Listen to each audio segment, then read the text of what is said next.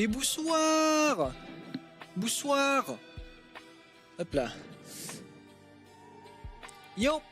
Comment ça va? Il y a une bouteille dans le champ. Il est plus. Comment ça va? Il est tard. Encore. Vas-y, c'est compliqué. Parce que là derrière j'ai une lampe et j'ai pas envie de me mettre dans la gueule. Du coup je la cache habilement avec mon chat. Mais bon du coup ouais, hein, je sais pas où la foutre et ça m'énerve. Le problème c'est que je peux pas trop me mettre d'un côté parce que de l'autre j'ai mon câble. Bref. Et oui, je l'annonce parce que je l'ai vu expédier ce matin. C'est le dernier live en théorie avec un son de merde et ça c'est bien. Voilà. Les sons de merde c'est fini. On va avoir un son correct. Voilà. J'ai pris le Yeti Orb. Et le Yeti Orb est censé être infiniment mieux que le truc de merde que j'ai là. Déjà parce que c'est un micro plus vénère quoi. C'est un micro à part qui sera pas branché sur mon casque. Ça veut dire que je vais arrêter de vous souffler dessus. Et ça c'est super cool quand même. Moi je trouve ça bien. Donc voilà. Je vais arrêter de vous respirer dessus aussi. Bref, plein de trucs qui ne vont plus arriver. Je pense que c'est plutôt sympa. Voilà, ça va éviter certains trucs dans certains emmerdes. Certains emmerdes bien sûr au masculin. Donc voilà, c'est bien. Et ouais, c'est cool, on va enfin avoir un son mieux. Parce que le Yeti Orb, il a un son... en fait, contrairement à ce micro-là, qui est déjà assez limité parce qu'il est plus petit, beaucoup plus petit, donc il n'embarque pas la même technologie. Le micro Yeti Orb, il est prêt à l'emploi d'office. Pas besoin de taper des réglages, parce que là mon micro est dégueulasse, on s'entend, mais c'est le truc le plus proche de ce que j'aimerais bien faire. J'aimerais avoir une voix nette et claire et ça peut pas. Ça veut pas, donc bon bah écoutez, je me démerde autrement, mais sauf que du coup, déjà avec les paramètres micro, mon micro actuel c'est de la merde, mais en plus de ça, j'ai des paramètres qui sont un peu foirés, parce que je sais pas régler un micro, c'est super dur. C'est vraiment compliqué quand on n'y connaît rien de régler un micro. Donc voilà, là ça fait des mois que j'ai ce micro, ça fait des mois, enfin depuis le début quoi, des mois que je planche dessus en train d'essayer de faire des trucs et que j'y arrive pas. Ça ne veut pas, donc je laisse tomber. Du coup je me suis acheté le Yeti Orb. Sorry, le micro coupe pas, il a pas envie aujourd'hui. Tant pis. Donc voilà. Et ouais, donc le Yeti Orb devrait être mieux, il est plus gros. C'est un micro de proximité, donc il faut pas trop parler loin, mais bon. Normalement, ça devrait aller quand même, quoi. Parce que j'ai un bureau assis debout maintenant. Et oui, comme j'ai un bureau assis debout, ça fait beaucoup moins d'emmerde.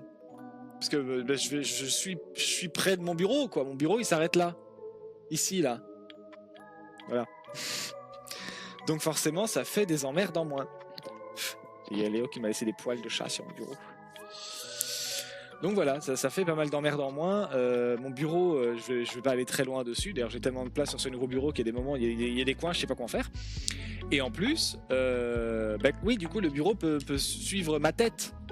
Donc il posera vraiment pas de soucis, quoi. Il n'y a aucun moment où je vais être trop loin de mon micro. Sauf si je me mets debout, mais je peux pas me mettre debout, le décor est trop petit et franchement le rendu est dégueulasse. Donc voilà. Du coup tant pis. Et puis ma lampe éclaire pas bien au-dessus, donc je laisse tomber. Tapis. Mais on va avoir un bon micro et ça c'est bien. Ça fait 1 an que je me casse les couilles avec ce micro de merde. Il est pas nul à chier. En vrai, il permet de faire des trucs, hein, mais c'était compliqué de me démerder avec ce micro là. En plus là j'ai constamment un micro super près de moi et moi j'ai besoin d'espace vital. Reculez s'il vous plaît. Vous êtes trop près. Donc voilà, d'ici en théorie peut-être c'est possible environ demain avant 21h le micro arrive. Voilà, hein, après bon ça vaut ce que ça vaut. Donc voilà, j'ai hâte qu'il arrive, que je puisse enfin être libéré du micro qui est là, et puis avoir un son qui est mieux. Et puis globalement c'est la même chose, hein. C'est un Logitech, donc il y a la plateforme, il y a le site là pour faire il y a l'appli pour faire plein de petites modifications, mettre des trucs anti-grésillement, anti-bruit de merde, hein, c'est le nom officiel, c'est anti-bruit de merde et tous ces trucs là. Donc voilà, j'ai un peu hâte d'avoir ce putain de micro. Et en plus, et c'est ça qui m'impressionne, j'avais déjà entendu parler de ce micro avant, mais j'étais pas, je pensais que ça allait pas faire l'affaire. J'avais vite fait des recherches dessus et je m'étais dit, non, laisse tomber. Le micro coûte genre 70 balles si vous le prenez chez Logitech. Il y a moyen de le trouver moins cher ailleurs. C'est pas énorme. C'est vraiment pas énorme. Pour le rapport qualité-prix, pardon, hein, mais j'ai pas encore le micro dans les patous, donc je peux pas vous dire, mais j'ai regardé beaucoup de vidéos de gens qui présentent le micro. Pardon, hein, mais la vache quoi. C'est vraiment pas dégueulasse. Le rendu est vraiment bien. En fait, le rendu, c'est ce que je veux, quoi. C'est un rendu assez bien foutu. Un rendu vraiment comme si vous m'entendiez directement dans la même pièce, quoi. Ce qui est un petit peu bizarre. Mais écoutez, c'est les Creepy Months, ça marche. Donc voilà. Du coup, je suis content. J'ai enfin avoir un bon micro. Il était temps.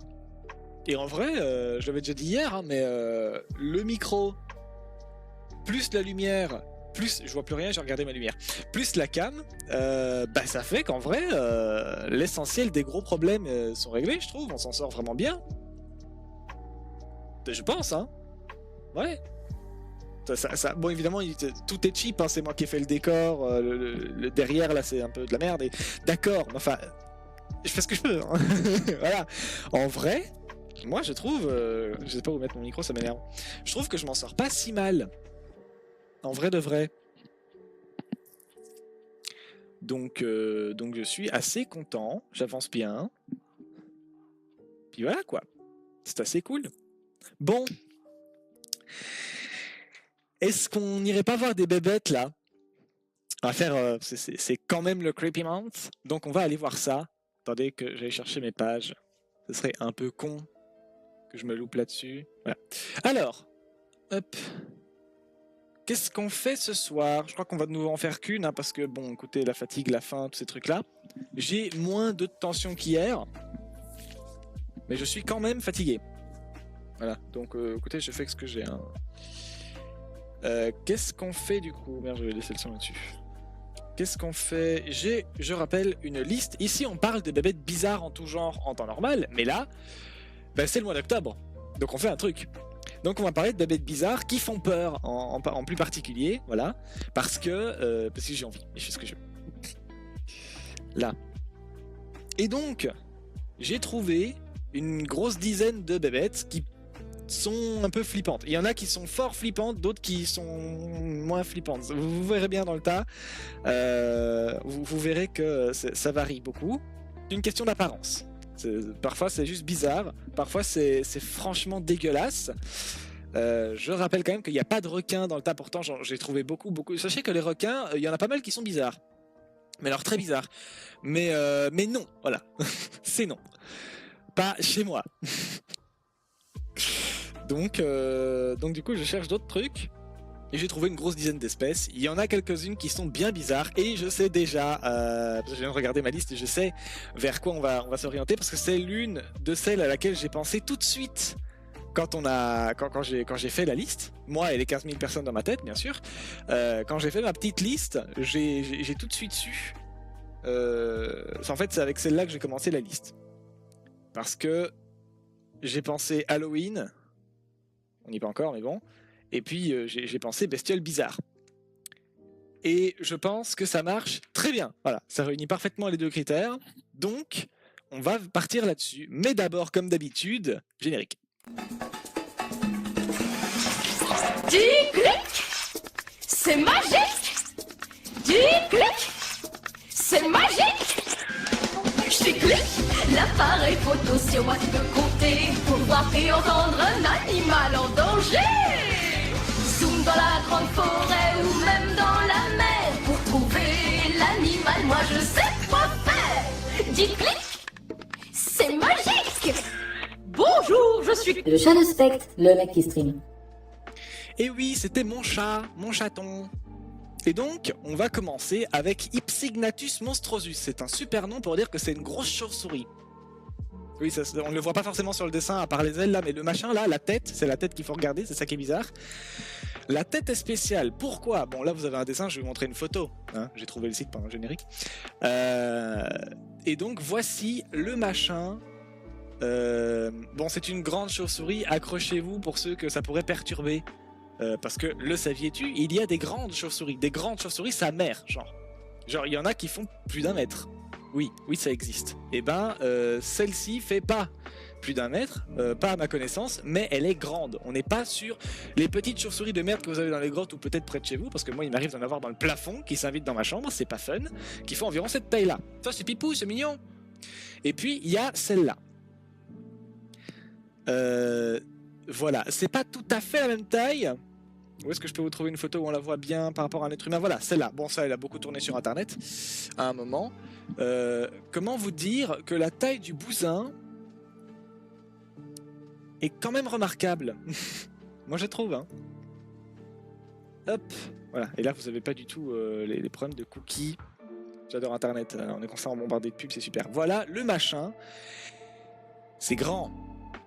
C'est putain de grand. Genre ça fait la taille du bras du gars derrière quand même. Oui, je dis que c'est un gars, mais ça peut être n'importe qui.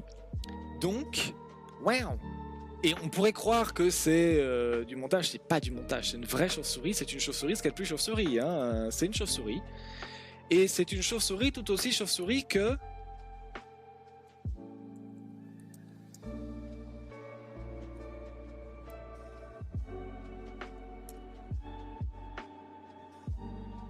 Bon, c'est écrit, c'est écrit avec... Enfin, c'est moi qui j'ai fait de la merde, mais c'est pas grave. Voilà, aussi chauve-souris que ce truc-là. Ça, c'est des chauves-souris quand même très communes. Il y en a des plus mimi, rassurez-vous. Hein. Mais voilà, tout ça, là, ça, c'est très chauve-souris. Ça, c'est pareil. C'est cousin, ça. C'est proche cousin, en plus. Ça, c'est genre... pas au même niveau du tout, mais imaginez l'homme et le chimpanzé. C'est proche cousin, ça, c'est proche cousin. Hein. C'est très, très proche cousin, ça. Bordel de merde. Qu'est-ce que c'est que ce truc? Et bah du coup on va y venir. Qu'est-ce que c'est que ce truc? Alors, Hypsignathus monstrosus.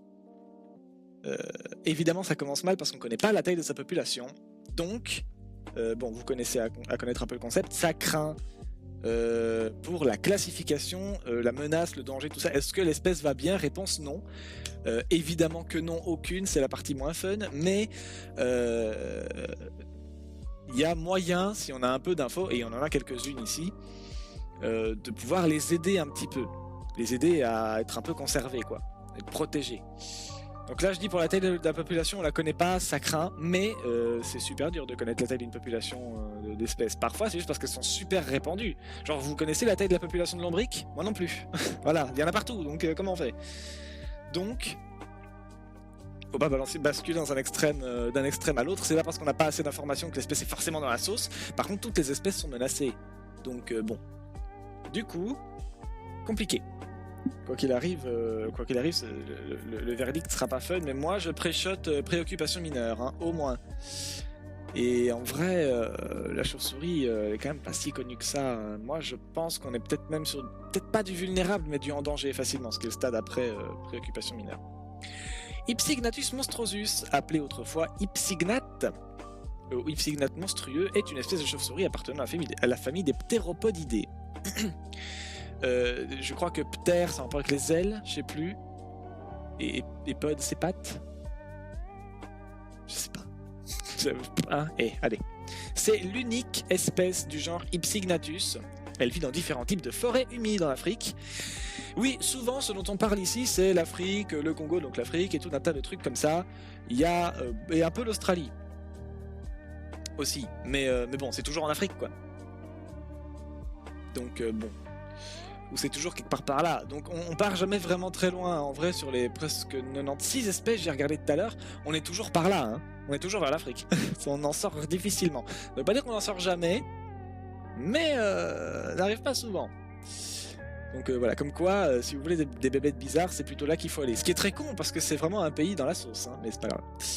Enfin un pays. Mais bien sûr, l'Afrique, ce fameux pays, ça c'est la fatigue. C'est un continent qui est vraiment dans la sauce. Hein. Tout le monde est dans la merde là-bas.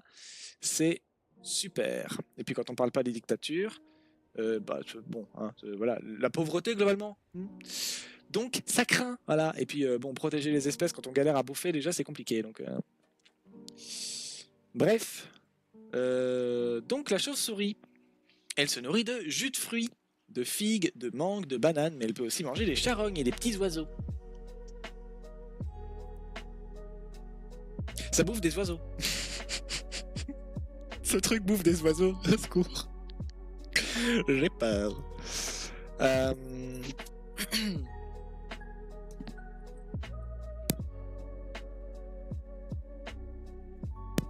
Donc, la chauve-souris bouffe des oiseaux, mais aussi des fruits, merci à elle.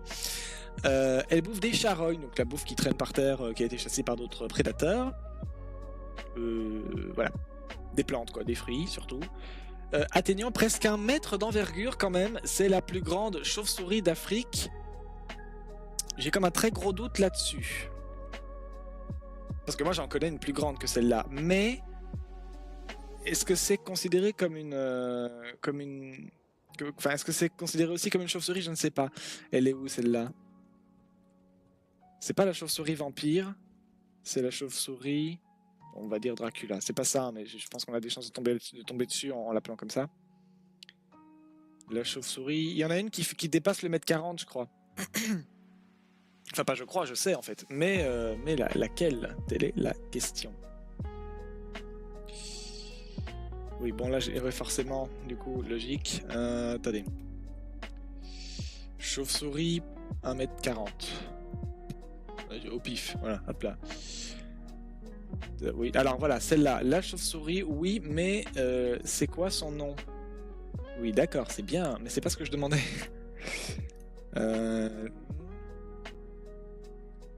Oui, non, mais c'est pas celle-là. Des ailes pour voler se protéger des chiroptères. Patagium, oui, je sais. D'accord, on s'en fout. On s'en bat les couilles.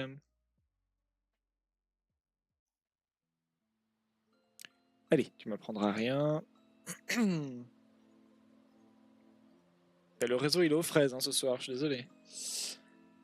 Ça risque de pas aller très vite. Hein.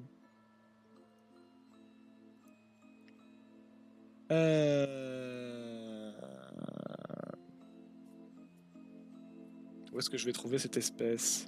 Enfin, vous avez vu la photo, hein, vous avez bien vu que c'est très grand. Mais alors, vous trouvez... Ah, ouais. Oui, non. Je connais la roussette, mais ça, c'était pas la roussette. Hein. Non, je m'en fous de celle-là. Non, je m'en fous de celle-là. Attendez, je reviens.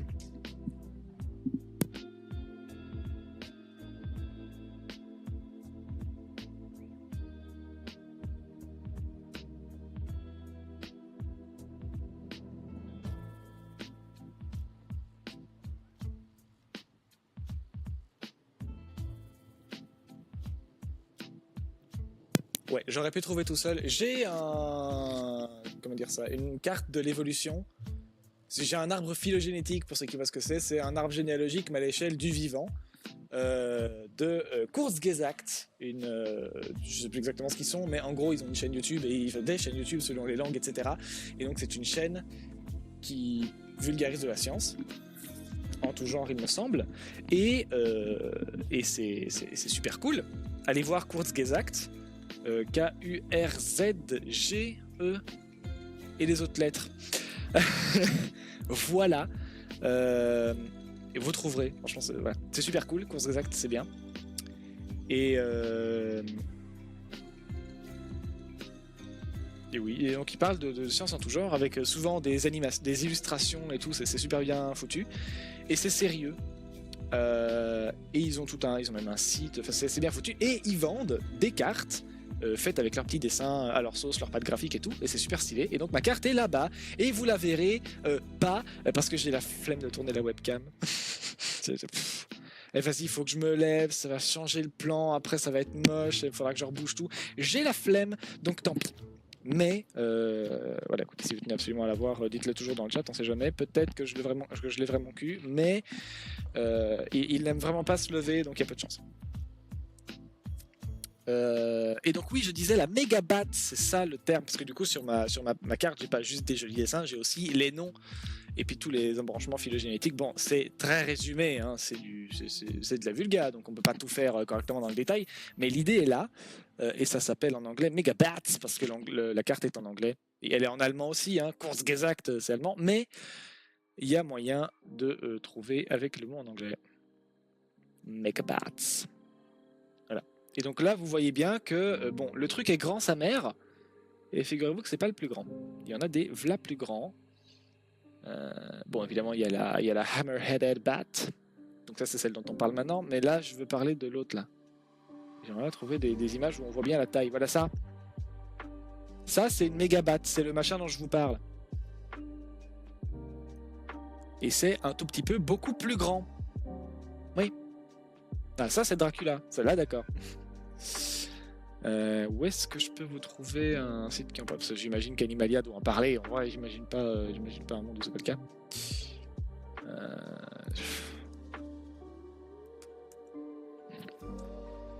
J'aimerais avoir la preuve que la chauve-souris marteau n'est pas la plus grande. N'est pas la plus grande quoi. Excusez-moi, je m'étouffe tout seul. Spotted, j'ai lu des mots. Spotted Winged Fruit Bat. Non, c'est pour toi. Flying Fox. Ah, c'est peut-être ça.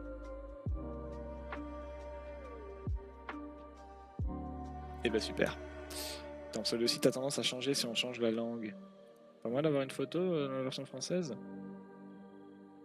Non. Bon bah écoutez, on ira bien se faire foutre. Hop.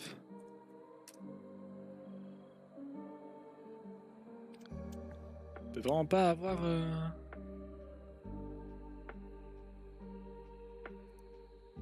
Si je tape si je demande des photos, ça a l'air d'être celle-là. Ouais, c'est ça.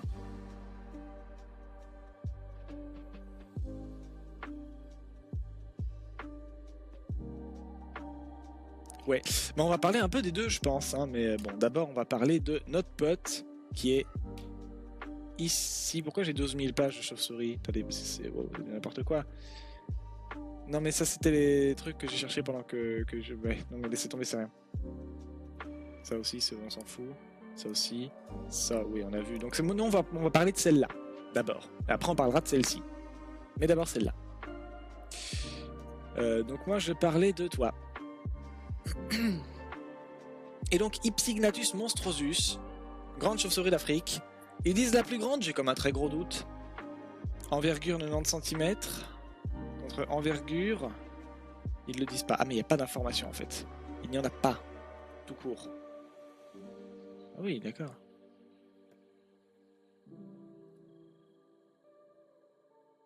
On peut pas avoir une estimation de la taille?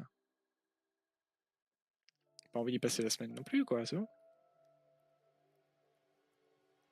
Moi, j'ai quand même fort l'impression... j'avais déjà lu des valeurs en termes de mètres, mais je me souviens plus. Si je mets taille.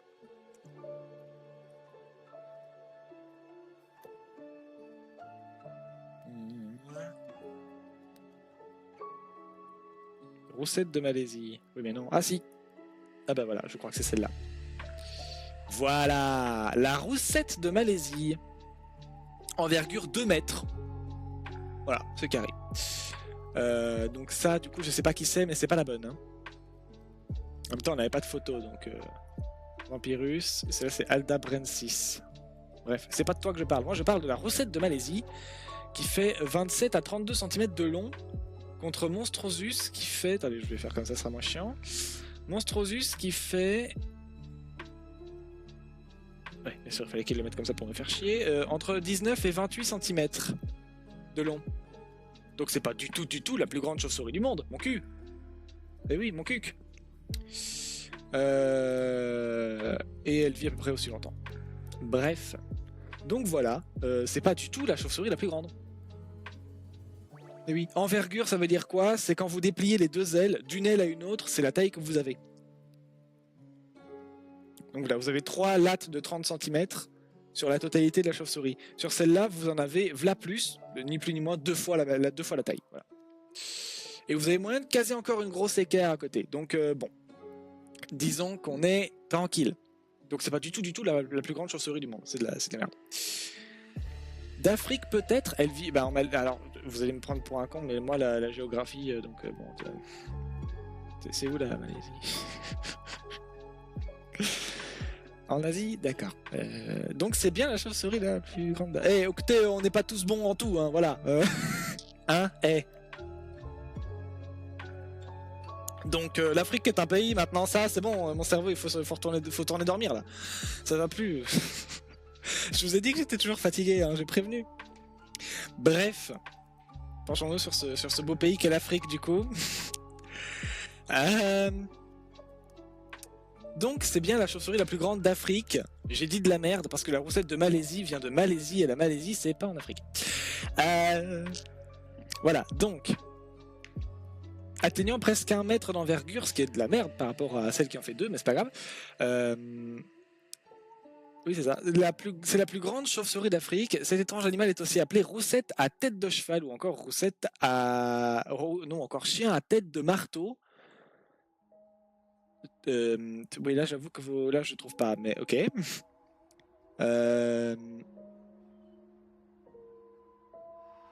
J'ai perdu ma ligne. Mais les anglophones nomment cette espèce hammer-headed bat ou fruit bat, que l'on peut traduire par chauve-souris à tête de marteau. C'est comme les requins, mais sauf que là c'est les chauves-souris. Je préfère les chauves-souris, remarquez. Donc c'est un animal nocturne, ça vit la nuit. Ça, c'est plutôt connu, je pense, ça va. C'est un animal herbivore, c'est-à-dire qu'il bouffe des plantes. Il est frugivore, il bouffe spécialement des fruits. Arboricole, il vit dans les arbres. Encore une fois, c'est pas étonnant pour une chauve-souris. Nomade, ça veut dire qu'il reste jamais longtemps au même endroit. Sauf les chauves-souris que j'ai à l'étage. Celle-là, si. Voilà, allez savoir pourquoi. Mais bon. Territorial. Bah donc oui, donc ils ont un territoire et ils se le partagent pas. Terrestre, parce que bah oui, forcément ça leur arrive de se retrouver par terre aussi. Vivipare, donc elle compte pas deux. Disséminateur, elle bouffe les plantes, logique. Elle bouffe les fruits. Et après, elle chie les graines partout. C'est dégueulasse. Mais merci à elle, parce que sans elle, on n'aurait pas les fruits. Ou en tout cas plein de fruits. Parce que les disséminateurs, c'est ceux qui permettent à la plante de se reproduire ailleurs. Chier les graines ailleurs, c'est comme faire du jardinage. Avec son cul, c'est fantastique. Écoutez, cette chauve-souris fait du jardinage avec son cul, moi je trouve que c'est un talent. Et donc, c'est-à-dire, elle va chier les graines partout, les graines vont pousser, et non pas dans son cul, hein, dans le sol, et puis ensuite la plante va se développer, puis de nouveau des fruits, puis un autre connard qui vient bouffer les fruits, et ainsi de suite. Et ça, c'est ce qui nous a permis à nous, êtres humains, à l'époque on faisait pas encore d'agriculture, d'avoir des pommes sucrées, un peu sucrées, pas aussi sucrées qu'aujourd'hui, parce que avant qu'on se mette à faire tout notre bordel avec la sélection le tri, non, toujours pas. Bref, en train de sélectionner une population de plantes et d'animaux et de ce que vous voulez. Avant ça, il y en a qui ont commencé le boulot et c'était les ours de je sais plus où en Asie, tiens on y revient. Des ours qui aimaient bien le sucre. Voilà, c'était des Winnie l'ourson sur 20 et j'ai un papillon de nu qui m'emmerde là. Dégage, crétin. Bref. Putain. En plus, c'est moche les papillons. Bref. Oui, alors là, je vais pas me faire des potes, je pense, mais les papillons, moi, je peux pas. Hein. Moi, je trouve ça vraiment très très moche. Donc, bon, allez. Et donc, oui, donc, les ours, comment ils faisaient ? Donc, ils bouffaient les graines. Ils aimaient bien le sucre. Donc, ils prenaient des pommes qui étaient sucrées. Et puis après, ils les mangeaient. Et puis après, ils les chiaient. Oui, et puis au bout d'un moment, après un certain cycle de plusieurs centaines d'années de mangeage et de chiage de fruits, nous on est arrivé, on a croqué dans le fruit, on a fait oui c'est dégueulasse, hein. Bref, on a mangé le fruit, on a fait il y a du sucre, c'est bien, on aime bien, et puis on va faire pareil du coup, et donc on a fait se reproduire les plantes sucrées pendant des plombes. Mais avant d'avoir les pommes gold ou je sais plus quoi là, avant d'avoir tout ça, on avait juste plein d'autres pommes, mais c'était pas du tout le même truc. Et en fait, si elles étaient déjà un peu sucrées, c'était grâce aux ours qui les sélectionnaient plus sucrées que les autres. Voilà. Polygyne, oh non, pas ce terme. À chaque fois que je lis ça n'arrive pas souvent, mais à chaque fois que je lis ce terme, il faut que je retourne vérifier qu'est-ce que c'est, dans quel contexte ça. C'est une question de harem. Mais après le reste, d'ailleurs je dis harem, c'est pas tout à fait un harem non plus. Est-ce que c'est tout le monde qui peut baiser avec tout le monde ? Est-ce que c'est un harem genre plusieurs femelles pour un seul mâle ou l'inverse ? Parce que tout est possible. Je ne sais plus. Bref, il va falloir qu'on se replonge dedans. Polygyne. On va s'amuser. La polygynie. J'ai écrit plygynie. Voilà. Mon PC a pas envie d'écrire ce que je tape aujourd'hui, il s'en fout aussi. En l'écoutant, on est tous fatigués, hein, voilà. Désigne un système d'accouplement par lequel le mâle d'une espèce s'accouple avec plusieurs femelles. D'accord. Voilà. J'ai la flemme de creuser la question plus que ça aujourd'hui. Voilà, c'est un mâle qui baise avec plusieurs femelles. Ils font des tournées. Voilà. J'en étais où? J'en étais là. Donc disséminateur polygyne, donc c'est les mâles s'amusent avec plusieurs femelles en même temps. Donc ils sont pas du tout monogames. Rappelez-vous de ce que j'ai dit sur la monogamie d'hier, c'est de la merde. Mais bon, là au moins c'est clair que c'est pas un seul partenaire du tout. Voilà, hein, là c'est tout le monde.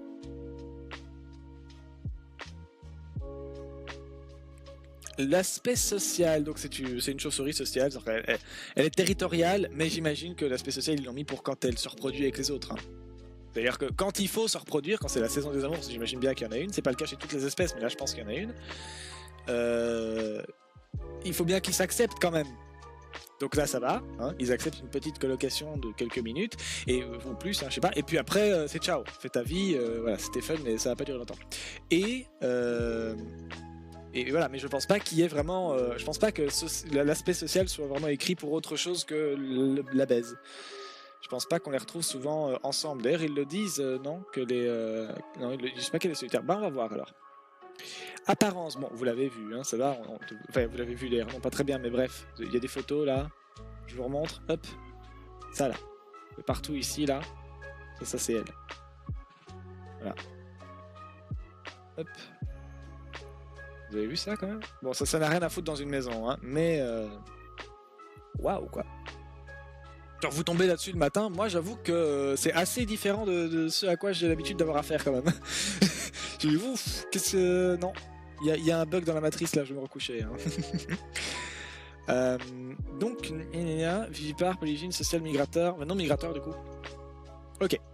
Apparence, c'est la plus grande des chauves-souris frugivores d'Afrique continentale. Son pif est assez bizarre, la femelle est plus petite que le mâle en moyenne. Ouais, bon, il n'y a pas grand chose d'autre à dire, il bouffe des fruits, il est nocturne. Ok. Putain, wow, et ouais. Déjà la tête, bon, ça c'est. En vrai, ça va, mais moi c'est le bout du pif qui me. Waouh! On dirait dans The Last of Us, ils ont le. Tu sais, les champignons là, ils ont la même gueule que lui.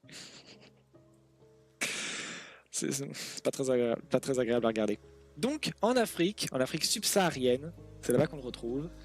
Dans tous les pays qui sont là, et ils sont tellement 12 millions que je vais pas tous vous les lire, hein, mais ils sont tous là-bas. Voilà, donc dans la partie plutôt ouest de l'Afrique. Plutôt dans les forêts tropicales et les mangroves.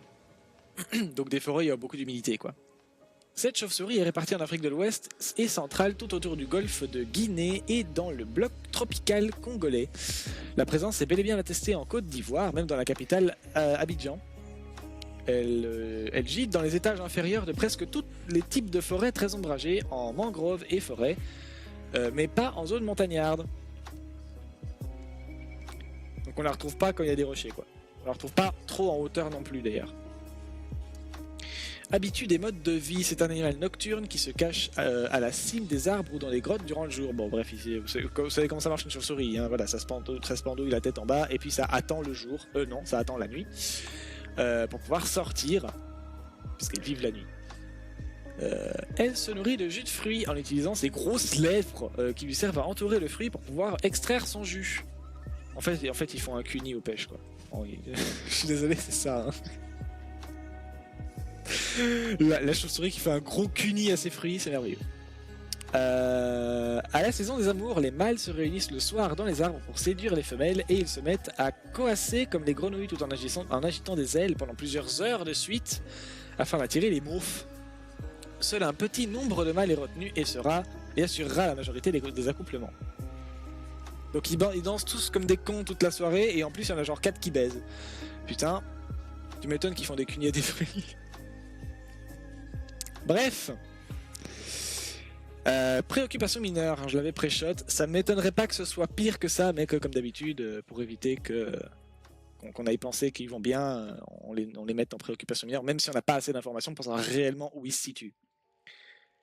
C'est un animal qui joue un rôle important dans la pollinisation des forêts, évidemment, hein. Si ça mange des fruits, c'est comme je l'ai dit, ça les dissémine et du coup après ça fait pousser des arbres, en tout cas des arbrisseaux, des fruits, etc. Et donc, et des buissons, bref, de tout plein de plantes qui font des fruits. Et donc forcément ça participe à l'élaboration des forêts, à la croissance des forêts. Donc si on perd celui-là, c'est une catastrophe, quoi.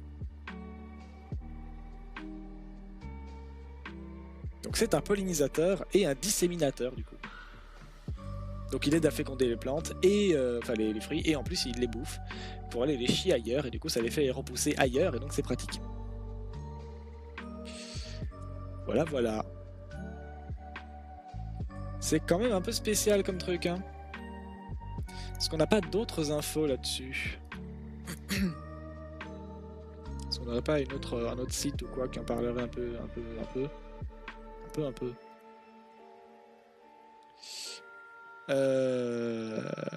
Ouais.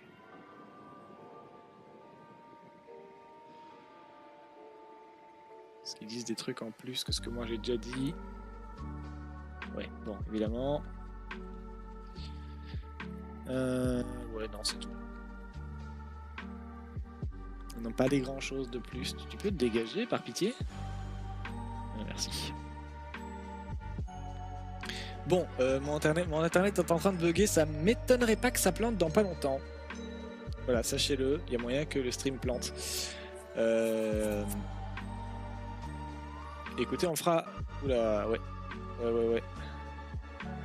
On fera avec... Hein. Ça a l'air compliqué. On va continuer, mais c'est pas impossible que ça plante. On va faire un petit point son pour être sûr que vous avez toujours... qu'il n'y a pas de décalage avec ma voix.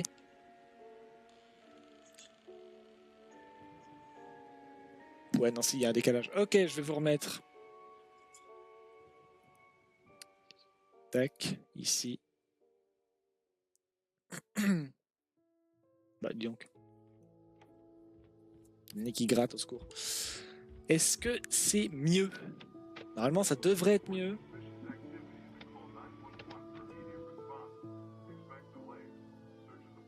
Ça devrait.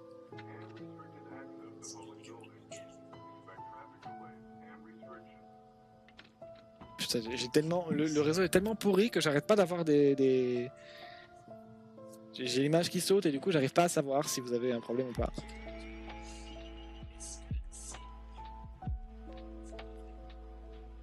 Là je sais pas. Écoutez, je vais vous l'enlever parce que j'ai l'impression que ça n'arrange rien, mais c'est vite fait chiant quoi. Quand même.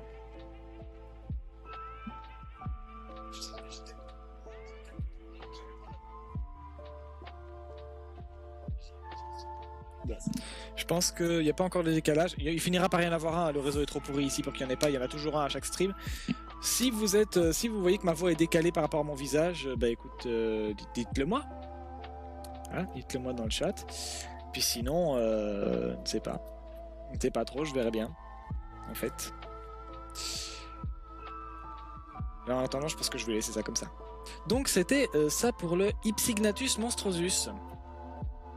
La chauve-souris à tête de marteau, du coup, la plus grande chauve-souris frugivore d'Afrique. Et maintenant, on va passer à la deuxième plus grande que je connaisse, qui est même la première plus grande mondiale au monde tout court. Mais je me trompe peut-être, hein, c'est vraiment celle que je connais qui est la plus grande. La roussette de Malaisie. Voilà, ce truc fait 2 mètres d'envergure, ça veut dire que d'une aile à une autre, il y a 2 mètres qui les séparent. Voilà. Pour environ 30 cm de longueur, ça c'est beaucoup plus petit. C'est quand même pas rien. Voilà. La chauve-souris fait moins d'1 kilo. C'est pas très gros. En même temps, elle bouffe des fruits. Hein. Durée de vie 15 à 30 piges comme l'autre.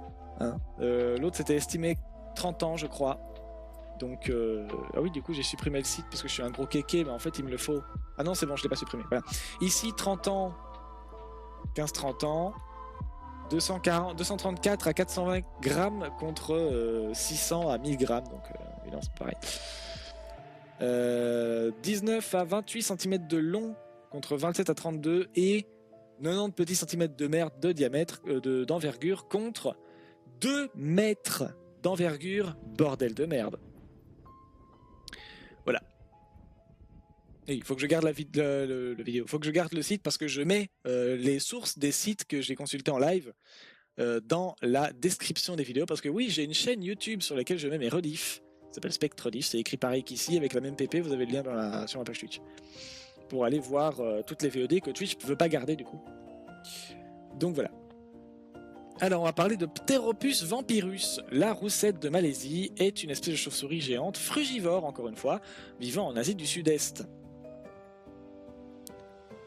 Voilà. Et donc là vous avez les photos. Bon, je pense que je l'avais déjà pas mal montré avant. Voilà quoi.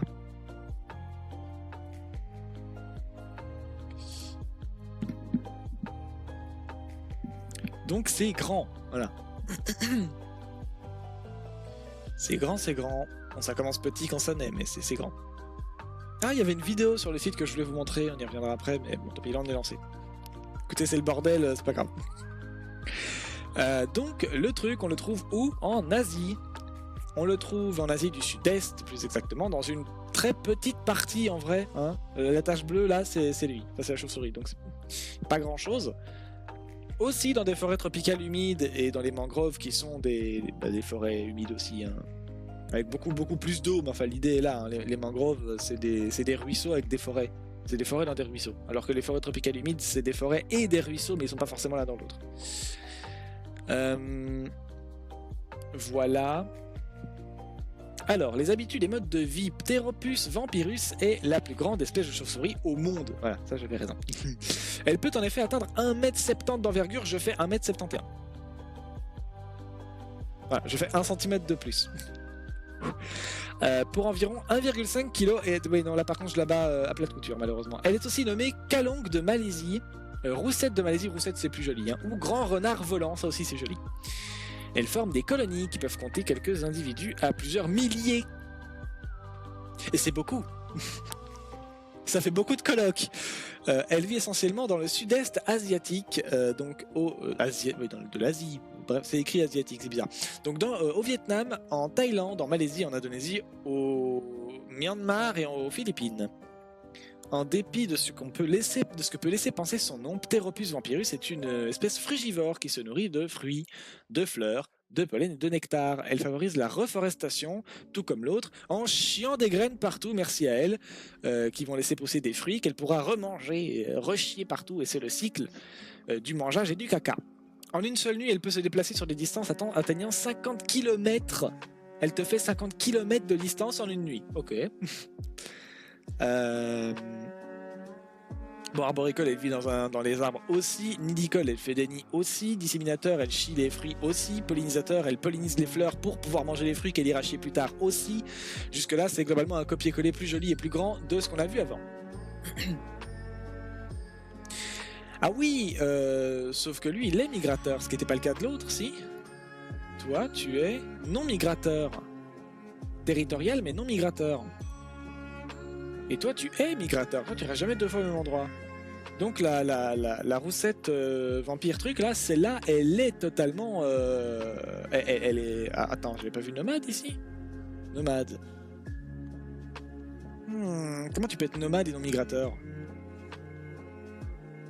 Après, il y a des périodes de migration pendant lesquelles tu vas te taper des gros trajets, que ce soit en rapport avec la saison des amours, avec autre chose, ou avec les saisons. Ici, je pense que ça veut dire qu'elles bougent, mais elles ne bougent pas pour une raison particulière, quoi. Juste, elles bougent tout le temps. Et ici, celles-ci aussi. Après, du coup, celles-ci, elles sont migratrices. Est-ce qu'elles bougent pour une raison ou est-ce qu'elles bougent tout le temps? C'est un peu la question. Je sais pas. J'en sais rien. Non, c'est rien du tout. Nectarivore, elle bouffe du nectar. Palinivore? Alors ça, je connais pas par contre. J'ai raté ça au début, c'est écrit? Ah oui, j'ai loupé toutes les catégories au début. C'est globalement pareil. Sauf que... elle est dominante, elle. Bon, jusque-là, c'est globalement un copier-coller. Hein. Mais elle est migratrice. Je vois pas nomade. Hein. En tout cas, elle migre.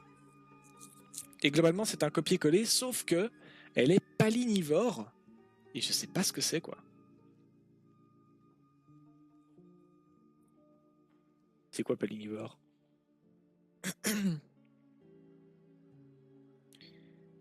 An herbivorous animal which selectively eats the nutrient-rich pollen produced by angiosperm and gymnosperms. Bon, ça bouffe le nectar des plantes. le pollen le plus riche en nutriments, un truc comme ça. Nutritif. Un animal pollinivore, pollinivore, se nourrit de pollen. Ça fout son nez dans le sperme des fleurs, parce que c'est littéralement ce que c'est, un angiosperme, c'est pas pour rien que ça s'appelle comme ça. Le pollen, c'est le sperme des plantes, hein, littéralement. Donc voilà, tu fourres ton nez dans le sperme des plantes. D'ailleurs, pour ceux qui auraient le rhume des foins ou des trucs comme ça, comme moi, déjà, franchement, on est ensemble. Et ensuite, c'est littéralement ça. Le pollen que vous prenez dans le pif qui vous fait éternuer, c'est juste des gigantesques vagues de sperme. C'est des... Voilà, que vous prenez dans le pif. Voilà. Merci les plantes, hein. Tous les matins en été, on se prend des faciales, c'est super.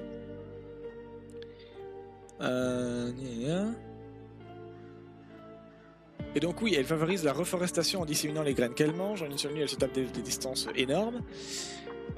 Elle est polygyne, mais elle est palinivore. Je vais y arriver, je mélange les termes. Palinivore, elle bouffe du pollen, elle bouffe du pollen, mais polygyne, un mâle se tape différentes femelles en même temps. Donc on n'est pas du tout sur la monogamie. Elle est malheureusement quasi menacée, donc elle est a priori estimée un peu plus menacée que l'autre, qui est en préoccupation mineure. Mais bon, allez savoir si on a vraiment assez d'informations pour l'estimer, ça. On n'a de nouveau pas la taille de la population, hein. Mais bon, quoi qu'il arrive, on rappelle que les animaux sur la planète ne se portent pas bien, les espèces en général, et c'est pas prêt de s'arranger, par notre faute. Mais celles-là, ces deux-là, elles vont pas bien, mais elles sont pas encore trop dans la merde. Celle-ci, ça commence à être chaud pour son cul, malheureusement. En même temps, on parle d'animaux nidicoles, donc qui vivent dans les arbres, arboricoles, qui vivent dans les arbres, et frugivores qui bouffent des fruits, et évidemment, on coupe les arbres, quoi, donc forcément, c'est pas très malin. Donc ouais, malheureusement, elle galère un peu celle-là aussi, mais moins que sa cousine. Et oui, pourquoi je dis cousine? Parce que dans la famille, regardez la colonne des noms à droite, là, royaume, phylum, subphylum, etc. Il y a plein de trucs. Et tout ça, on va dire, c'est l'arbre généalogique de l'espèce. Hein, vous descendez de X personnes qui descendent de X personnes, ainsi de suite. Et ça forme votre famille. Là, c'est tout un tas de termes techniques, subphylum, classe, tout ça, pour définir la famille à échelle très large du machin. Et ça remonte jusqu'au règne animal, donc. Il y a le règne des plantes, le règne des champignons. Ce ne sont pas des animaux et pas des plantes non plus, ce sont des mycètes. C'est à part, les champignons. Et tout un tas d'autres trucs. Ça, c'est un animal. Ok, ça va. Un chordé, chordata, c'est-à-dire qu'elle a une colonne vertébrale, une corde qui relie tout le corps. C'est un vertébré, il a des vertèbres. C'est un mammifère, bon, jusque-là ça va. Chiroptère, alors ça veut dire que ça a des ailes. Enfin, je sais pas si c'est ce que ça veut dire, mais les chiroptères, ils me semblent tous des ailes. Donc voilà. Et à partir de là, si vous regardez les chiroptères, je crois que c'est globalement l'ordre des chauves-souris. Hein, ma connaissance n'est pas parfaite de ce côté-là, mais il me semble que les chiroptères, c'est les chauves-souris. C'est plus exactement un ptéropodidé. Et regardez la ressemblance avec sa cousine. Chiroptère, théropode, et c'est Hypsignathus monstrosus. Alors le genre... Bon, techniquement, c'est de la merde ce qui est écrit. Le genre... Genre, nous, c'est Homo. Nous sommes des hommes. Homo prend une majuscule.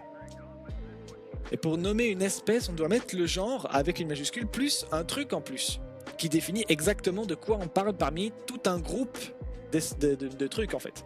Parmi les homos, il y a Homo sapiens, et ça c'est nous. Bonjour. Et sapiens prend une minuscule alors que Homo prend une majuscule. Ici pareil, Hypsignathus, le H prend une majuscule, Monstrosus, le M prend une minuscule. Mais donc en fait ça, c'est pas le nom du genre, c'est le nom de l'espèce. D'ailleurs le nom de l'espèce est le même, c'est normal. C'est parce qu'ils l'ont mal écrit. En fait le genre c'est Hypsignathus et l'espèce c'est Hypsignathus monstrosus. Ils l'ont mal écrit, c'est pas grave. Mais du coup voilà, donc parmi les ptéropodidés, ceux qu'ils sont tous les deux, il y en a un qui est du genre Ptéropus et un autre qui est du genre cousin Hypsignathus. Et parmi ces deux genres, il y a des espèces différentes, eux. Ce qui explique que malgré qu'ils soient très grands et que ce soient tous les deux des chauves-souris, ils n'aient pas du tout la même gueule. Voilà, c'est pour ça. C'est parce qu'ils sont cousins, assez proches cousins même, mais ils sont pas, voilà, ils sont pas frères et sœurs non plus quoi. À l'échelle d'un arbre généalogique, c'est pas pareil non plus, mais ils sont vraiment proches. Voilà. Et peut-être qu'on reviendra sur les chauves-souris une autre fois, parce que je sais qu'il existe encore une autre chauve-souris dont il faut que je parle, mais il faut que je retrouve son nom. Et là, si je fais ça en live, on est parti pour un bout de temps. Et j'ai faim. J'avais prévu de faire un petit stream. Je suis content d'avoir réussi à streamer finalement. On a quand même découvert 2 gros machins bien stylés. Mais voilà, du coup, je vais m'arrêter là, je pense. Et si je retrouve cette espèce de chauve-souris, on va revenir dessus. Donc voilà. Vous verrez bien ce que c'est, mais c'est pour Halloween, c'est un impératif. Il faut qu'on en parle de cette chauve-souris. Voilà. Moi, sur ce, je vais vous laisser là. Je vais manger. Oui, je vais manger. Et ouais, voilà. Allez. C'est je suis fatigué. J'en peux plus. J'arrive à rien faire ces derniers jours. C'est insupportable. Donc voilà, moi sur ce, je vous laisse. Ciao!